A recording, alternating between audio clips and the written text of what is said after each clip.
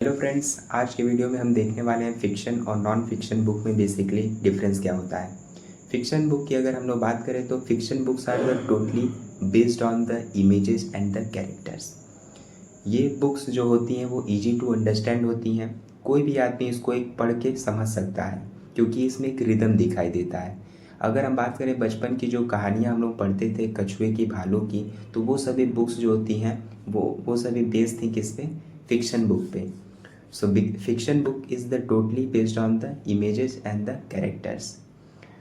जैसे अगर हम इसका एग्जांपल आगे देखेंगे, उसके दूसरी तरफ हम लोग देख लेते हैं नॉन फिक्शन बुक्स क्या होती हैं। नॉन फिक्शन जो बुक्स होती हैं वो टोटली बेस्ड होती हैं रियल वर्ल्ड इंफॉर्मेशन पे, because it provide you there are the so many political affairs data कि कहाँ पे क्या हो रहा है, तो उसको भी एक तरह से डेटा के रूप में हम लोग कंसिडर कर सकते हैं।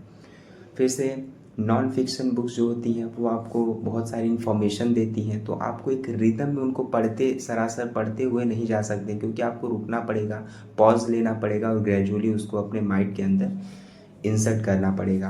अब हम लोग कुछ बुक्स की एग्जांपल भी देख लेते हैं कि फ़िक्शन और नॉन फिक्शन बुक में मोटा मोटी हम लोग को एक अंतर चल जाए, तो आइए देखते हैं। तो अगर हम लोग बात करें नॉन फिक्शन बुक्स की, जो कि पहले हम लोग फिक्शन बुक्स को देख लेते हैं। तो अगर हम लोग बात करते हैं फिक्शन बुक की, तो मेरे पास है मंटो की, जिसमें बहुत सारी कहानियां हैं, जो कि काफ़ी फेमस राइटर हुए मंटो अपने समय के, तो इनकी कहानियां सब फिक्शन बुक है। गुनाहों का देवता नोवेल आप लोगों ने नाम सुना ही होगा, धर्मवीर भारती का, तो ये भी एक तरह से हम लोगों की फिक्शन बुक है क्योंकि ये कैरेक्टर पे बेस है।